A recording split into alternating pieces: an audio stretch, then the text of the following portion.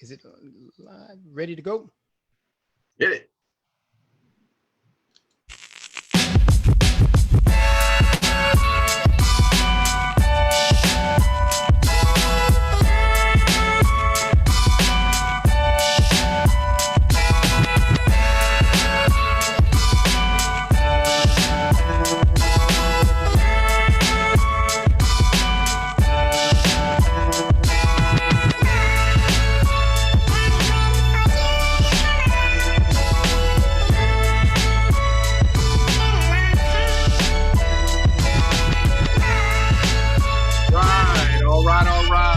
Welcome again to the Wayne Carlen Show.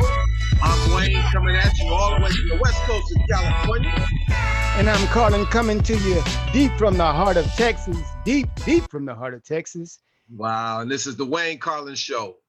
And perhaps the final version of this type of show, because we got some really exciting news we want to share with you guys today. So Carlen, drop it on them. Let them know what's going on.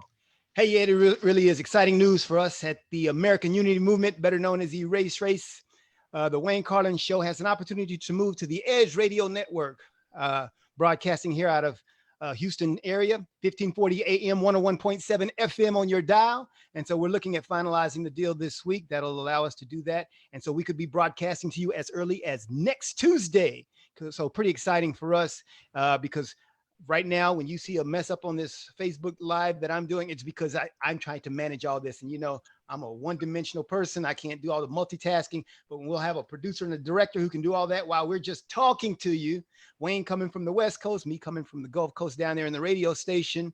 And we can have guests, we can have call-ins. A lot of great opportunities await us. And so the Wayne Carlen Show goes to the next level, and that could happen as early as Tuesday of next week. So stand by for that.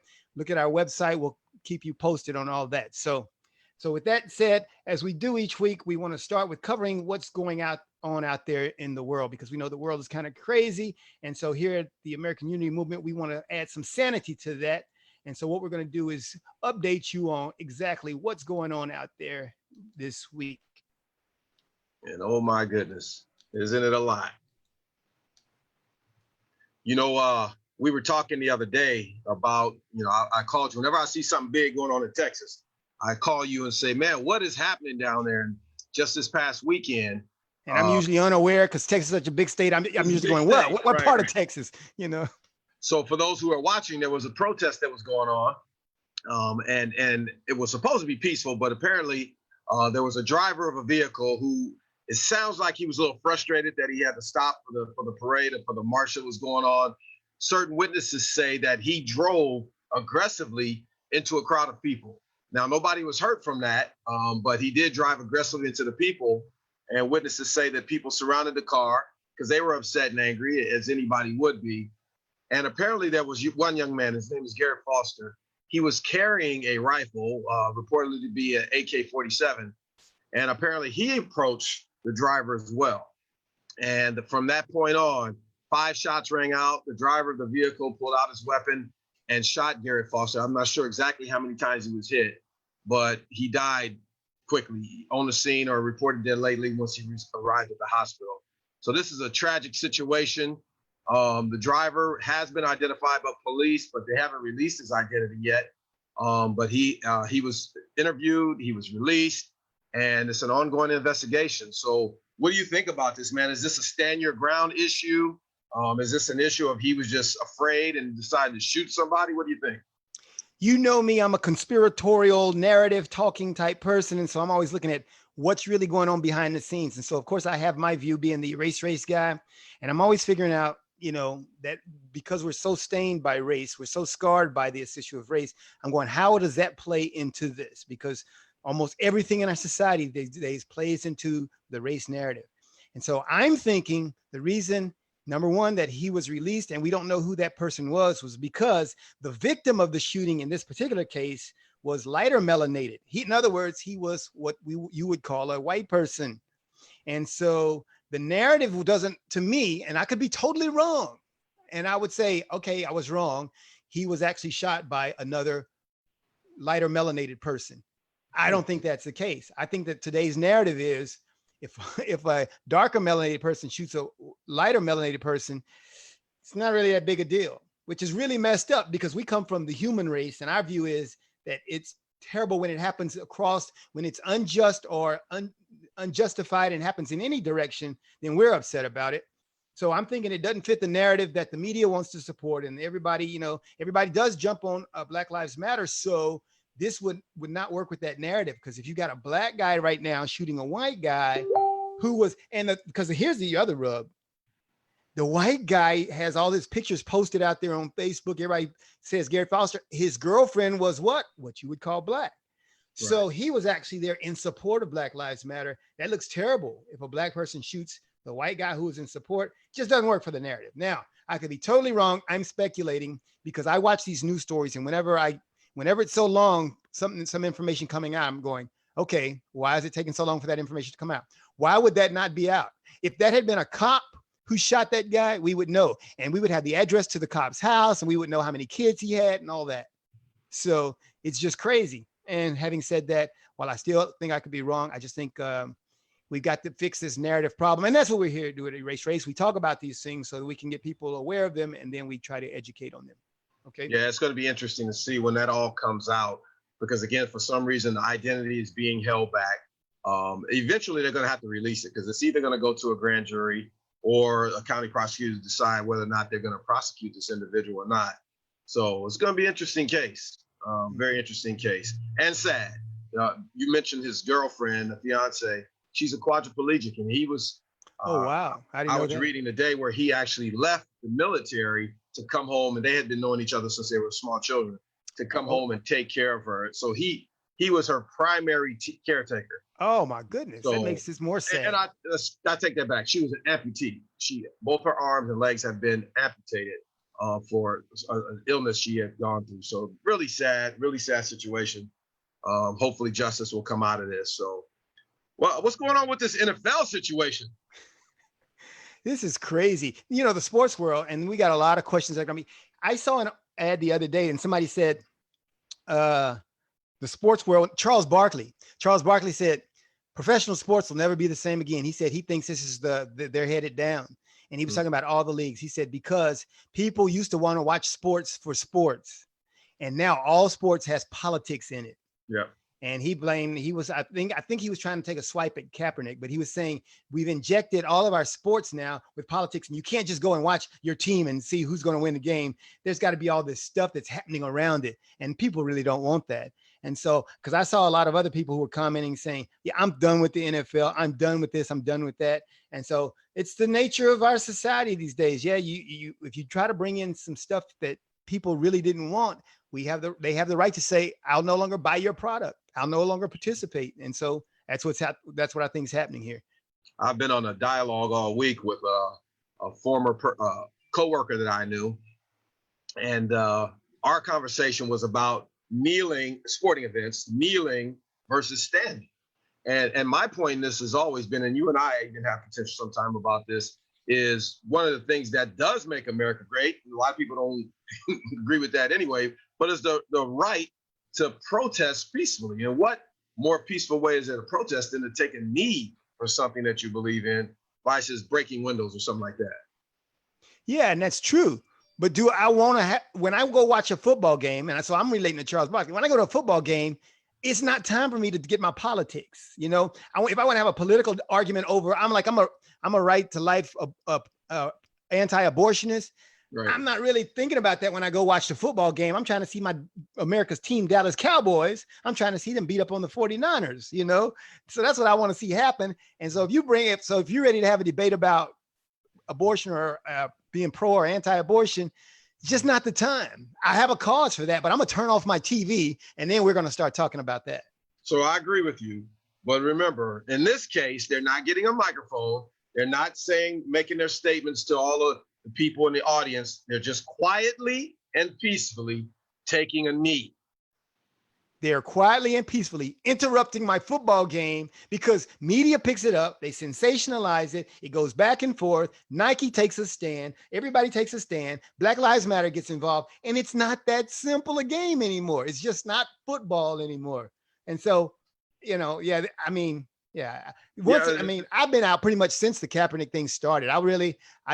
number one, because I started my erase race movement and just didn't have time. And it was like, that's just not as fun anymore. I don't get the excitement out of watching pro sports anymore. All right, that's good, and we'll go back and forth on that one for a while, because I think people have mischaracterized the whole thing, and I'm not even talking about BLM movement. I'm talking about the Kaepernick issue.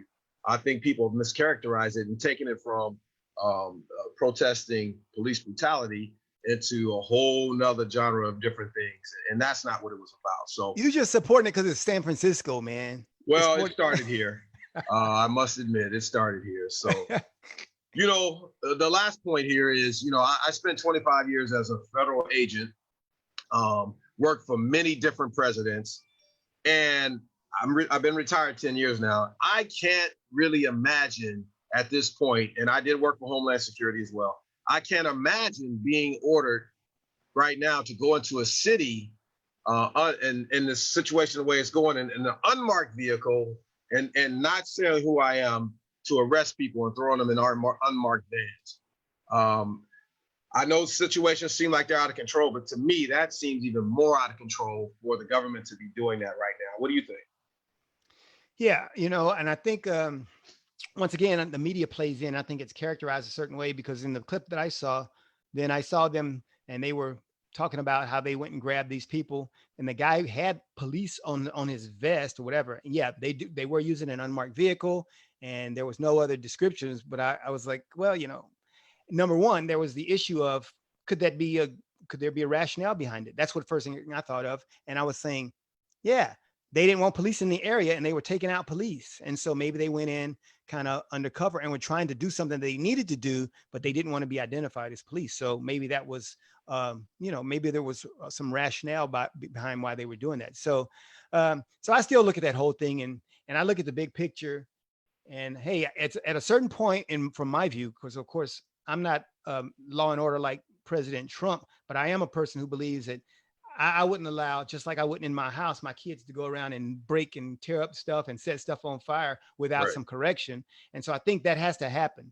And if that's not happening at the local level, if my mayor's not taking care of it, and if the governor's not taking care of it, and I'm the president of the United States, somebody's got to take care of it. And so it does have to happen. How that happens, and maybe the devil's in the details. How that happens can be up to scrutiny, but I do know that it has to happen one way or the other. Yeah, and I don't disagree with you in that at all. It does have to happen. We can't have anarchy. We can't just have people purposely destroying property and doing other things, vandalizing and stuff like that. But how it's handled, I think that's very critical at this point, because I'm seeing shades of things that we've seen in other nations, in other countries, years ago. That was the beginning of stuff that morphed into even worse things. So we got to be real careful about what we allow to just go unchecked. Yeah, agreed. Yep, I agree with that. All right, so good discussion on what's happening in current events. Now let's go to the next part of our show here today, where we really get down to some race 101. The first thing that we do, though, is we talk about some of the issues that are out there concerning race, and such as we did last week. We talked about defining terms, and we want to further that today, because there are so many terms.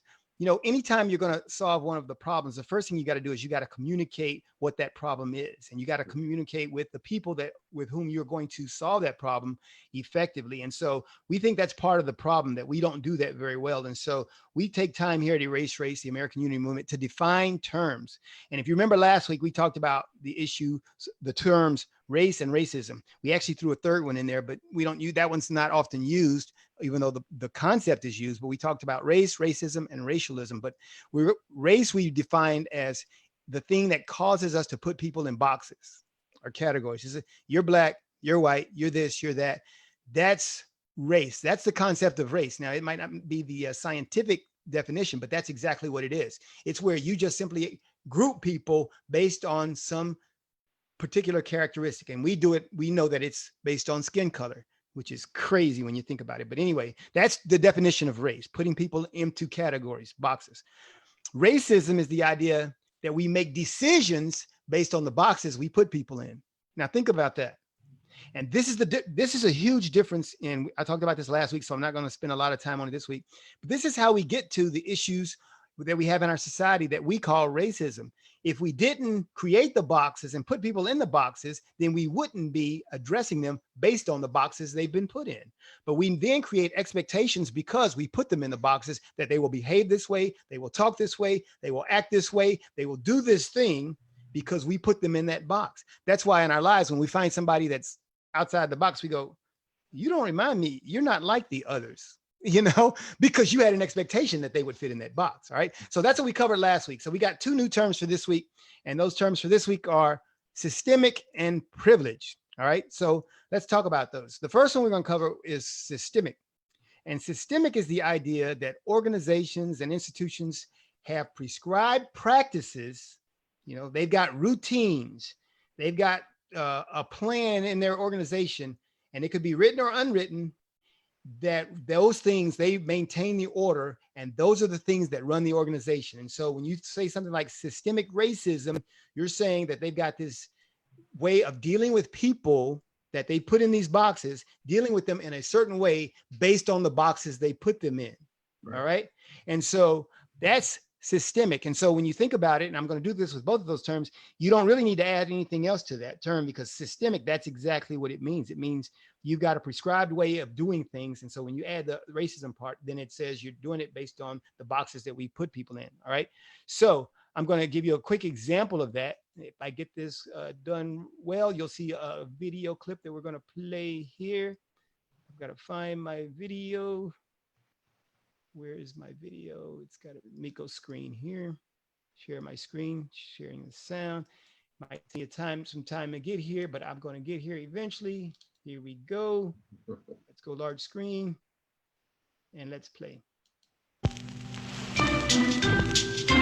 Wow, these are fine credentials, Mrs. Johnston, just fine. I see you graduated from the University of Illinois. Yes, and as you can also see, also worked for 3 years for Smith Aircraft. Oh, that's fine, Miss Johnston, just fine. I'll think it over. Goodbye. Well, I know I could do the job, sir. I'm sure you could, little lady. Goodbye. Oh, Miss McGillicuddy, send in the next applicant, please. Ah, hello, young whippersnapper. Where did you go to college? I didn't. I see. Had any experience? No, but that's fine. Just fine. Fine, just fine. Fine. Any reason you feel qualified for this job? Well, I'm white. And I'm a male.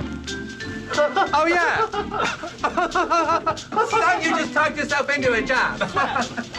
Well, that's how it often was, folks. Racial and ethnic minorities were often denied promotions or jobs, not because they weren't qualified, but because of their race, gender, or ethnicity. Okay.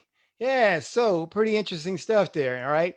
And so when you talk about systemic, things like that are systemic. And now, so the question and what we really kind of pondered today is, how much are the things that we face, are they systemic?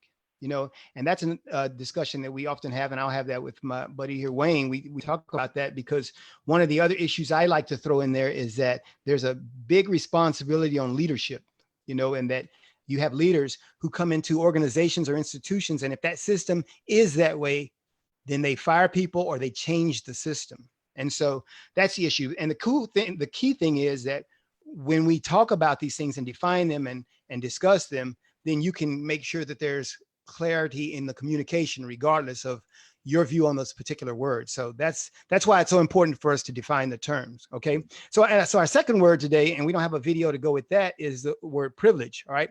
And privilege is the idea that a person or persons has an advantage that is not offered to another individual or group of individuals. Okay. So you hear privilege, and you'll hear privilege, and that term used usually with other things. But here's an example. And privilege is a word, works based on the definition. That definition that people have an advantage that it's not offered to you or to a group of people that you belong to is an example. I would say a friend sent me a message and was talking about Emmitt Smith's son is graduating high school and all these colleges. It looks like he's going to Stanford. He's going somewhere. And so Emmitt Smith's son, and I'm going, well, I got a son graduating high school.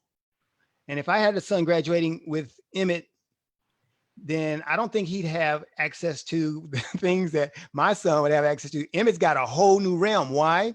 Because a lot more privilege has been created, but because of image. Why? Emmett's image. I can't say Emmett's image. That's Right? It's hard. confusing. All right, because of what Emmett has done. Because Emmett kind of paved the way. Number one, he knows the path and how to navigate the institution of what? The NFL, college football, because he's done it in such a high level. And because he did it at a high level, he's well respected. He's got people in there that he can say, hey, my son wants to go here. And they're going to say, oh, sure, whatever. So what does that mean? That means Emmett's son has privilege that my son's not going to have.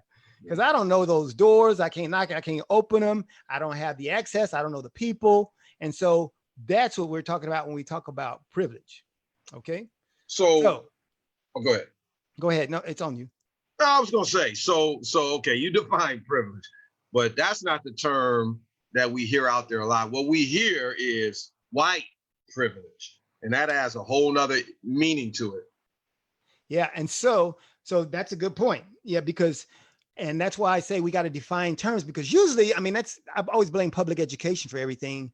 And if we understood the definition of the words more clearly, then we would just be able to use them. But what we do is we add more descriptors to try to make terms more, no pun intended, colorful, so our language becomes very colored unnecessarily. And so in this case, when you talk about privilege, and you often hear white privilege, the term privilege would still work even if you didn't have white. But what we do is we put the white in there to color it so that it separates out another type of people of a different color. And that's because we're so color-based. And so that's the problem with race ideology in the first place, is that we do everything based on skin color, which is a huge problem. So we need to stop that. I did a blog post yesterday called Uncolor Our Language. We need to uncolor our language and stop practicing race. It's a long title, but it says uncolor your words and stop practicing race. And so read that blog post and you'll understand exactly what I'm talking about. Okay. Yeah, I mean, to be honest, it is going to be something hard for our people to do because, like you said, it's been so ingrained in us, in our society, but that is something that we definitely need to do. So we've covered 2 more terms for you today, and don't take our word for it. Go research it, look them up. It's very important that you understand what systemic is and what privilege is and how it can apply. So with that being said, it's important that we continue to discuss our rules for dialogue, because you're going to have conversations with people and you're going to disagree on certain topics. But what you don't want that to do is to turn into something where no longer can you talk with this person, no longer can you have conversation. And that's what we're trying to avoid. So remember, number 1, disarm. That's our number 1 thing. Don't show up to a conversation with your weapons locked and loaded, ready to fight. Don't do it. Just disarm it so that you can come and have a good conversation about whatever the topic is. Number 2, humanize. Humanize is very important. Do something before the conversation to remind you that you are talking to another human being and not, an animal or an object or something like that. You're actually talking to a human who has feelings just like you do. Very important. The third rule for dialogue is to permit. Very important. A great show of respect from the beginning is to ask the other party for permission to discuss the situation. And, this may sound strange in the beginning to let the other person know that you respect them and that this means everything when you're possibly going to discuss something contentious. So permit is very important. And then the other thing is clarify. I've gotten to where I have to do this a lot now because a lot of times, even going back to those 2 words we just used, systemic and privilege, sometimes we don't mean the same thing when we're discussing those things. So you need to clarify so that you can prevent miscommunication. It's very important. And then the last thing is what it's all about is dialogue. So begin the conversation. Notice how far down the list the actual conversation is. If you don't do any of the work before you get to the actual talk, then you have to see on Facebook and Twitter these days all the nastiness that's going on out there. So we want to have really good dialogue. I was on a conversation this morning. People tried to pull me in, and I wasn't going to let them do it. So it's just a matter of staying above the fray if you can. So the rules for dialogue are nice and they work. And so we implore you, try them out. Just give them a try, and you'll see that they work for you. Yeah. And the other thing you'll find out when you talk about these rules for dialogue, that these things don't just work in your discussion. They work in the way that you kind of carry out your life, the way that you live things, because you know, when you think about like the issue of humanize, that's exactly what happened with George Floyd. I said the reason, and everybody goes, why do you think this is so big? And why did everybody respond to that? Because that was humanized. And so in life, you can humanize a lot of different ways, and it doesn't have to always be negative. You can find positive ways to humanize, but that humanized because what it did was everybody felt that knee on their neck, just like George Floyd felt it. I don't care what color you were. Everybody, when they watched that video, then they could go, you know, you kept watching it over time and time again, thinking, okay, get up. He's going to get up if I yell. You know, you're yelling at the TV, get off of his neck. That's humanizing. But we can do that in a very positive way as well, because there's a lot of good things that happen. And that's why it's so important to break down this barrier of race, because it keeps us segregated and without the opportunity to meet people that would humanize and make us feel like we could relate to other people. So that's very big. Okay.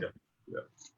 All right. So, hey, we're looking forward to getting our show, because we're going to have it's going to be an hour show when we go to radio, because this 30 minutes goes by so fast. And it's like, we don't have time to cover everything. Wayne and I would like to argue in front of you so you can see that we don't agree on everything and we go at it, whatever, but we'd have a great time. So let us close out the show today, talking about how you can be a part of the solution. Hey, by the way, I want to send a shout out to the people out there who are giving me a happy birthday. I had a lot of happy birthday shout outs. Melinda Aliff is out there. She's the awesome mom of the year every year. All right. So, but I want to give a shout out to anybody out there who's watching today. We have Enrique Uribe, who's usually out there. My boy from Vider, Scott Danks, is often out there. And so we got a lot of people who come in and watch the show. And we'll have a bigger crowd when we go to radio. We're going to make sure that happens, and we'll have your support. But we want y'all to come, and if people have been sending me birthday shout outs, and I said, hey, give any money, give any donations to Erase Race. That's my birthday. For people to go out and do that, you can buy t-shirts, buy masks, and all of that. So use the opportunity to do that today. And if nothing else, then you can contact us, go out to our website and click that volunteer button and decide how you can support us in your area around the country. We're building chapters in 115 cities around the country. And so that's what your money's going to do. That's what your work effort's going to do. It's all going to go about bringing us together so that we can do that thing that allows us to come together and erase race. Because after all, what are we about? Unity through service and love for all mankind. So that's our show for today. Carlen from Texas and Wayne coming from Cali. And again, happy birthday, young man. You're a youngster compared to me. So enjoy your day, and everybody will see you guys next week. He's not old. He's not old. All right. Hey, we appreciate y'all. This is the Erase Race American Unity Movement, the Wayne Carlen Show. Now you know. Reflect out there. You're supposed to be doing some type of taekwondo thing or something. That's what you're supposed to do.